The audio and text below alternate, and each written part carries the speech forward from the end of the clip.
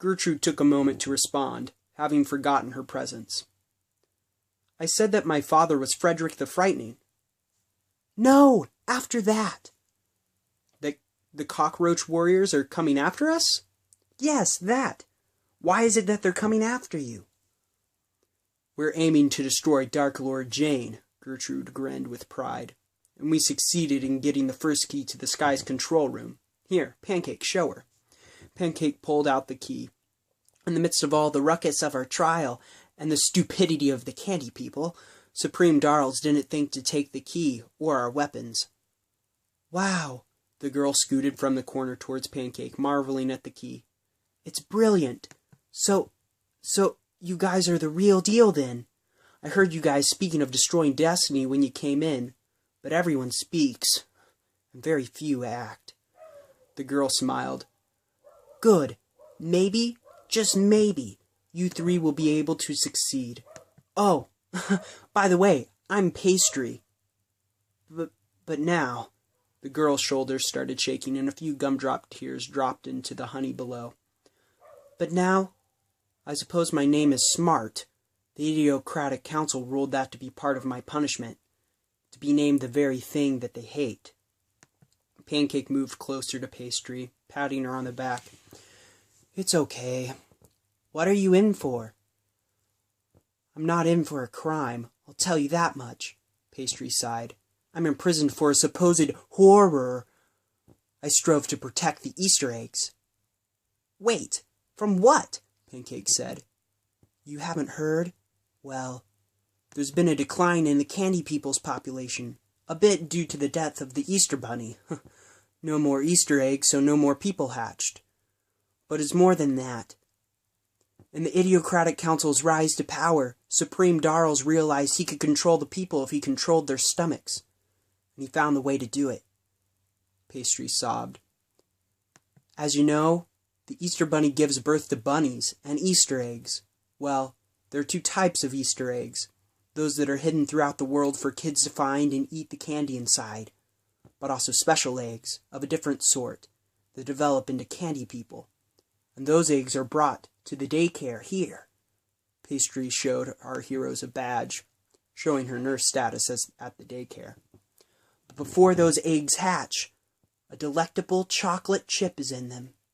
And Supreme Darls demanded that all of those special eggs be opened, to have his chocolate chips, and have Candy City at his fingertips. Steve whispered, so he could have his chocolate chip, and eat it too. Exactly, Pastry nodded.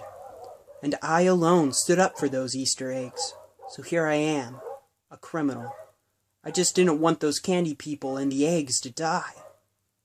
Pastry, we've got to get out of here, Pancake exclaimed in frustration.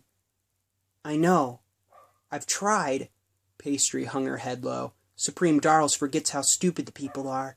They never lock the cell doors, but there's so many guards that it's futile to try to escape.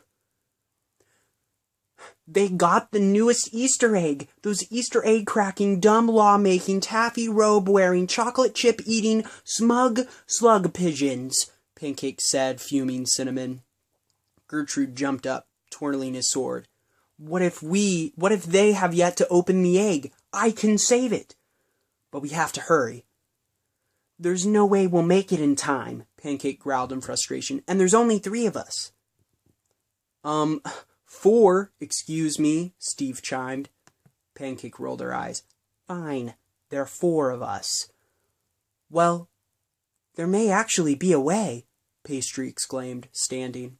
With all 3, 4 of us, we may be able to make it through. There's no way we would make it in time. They'd probably already opened it, Pancake fumed on the floor. If only we hadn't given up the egg. No, to open these Easter eggs before they hatch takes a special tool, one that's only at the daycare. So there still is time. Pastry put her hand to her chin and thought. But if we're going to try to make it out, we need to go a special way out, even with the 4 of us. And we need to get Calvin, too, if we're going to get the directions to the breakfast temple, Gertrude added. Calvin? Who's Calvin? The white hairy thing that came past here with us? Pancake sighed. Oh, you mean the ape? Oh, why, you two, you believe in apes like those uni-apers? Well, not like the uni-apers. They don't think he is the one and the only great ape that built Candy City. They don't think this ape, well, Calvin, is an ape at all. Pastry sighed, then smiled. Wow, we may save the ape. It's going to be hard being all sticky from this honey, Pancake sighed. Well, we don't have much of a choice. I think we can do it. After all, what do we have to lose? It isn't like Supreme Darls will kill us. We're good for a bounty, Gertrude smiled. Pancake finally stood up. I suppose we don't have much to lose. Maybe we can save the egg from those nasty pears. Everyone in the room gasped, and Gertrude was the first to speak, stuttering. Pancake? Did you just call them, well, pears? Yes, I called them pears, and I'm not ashamed. Pancake fumed. Out of all the bad words, Steve zipped. Why? Why that? Because that's what they are. Just nasty pears. And with another cringe at the word pear, the boy, the girl, the backpack, and Pastry leaned in to discuss their plan of escaping the honey-filled and honeybee-filled dungeon of Candy City.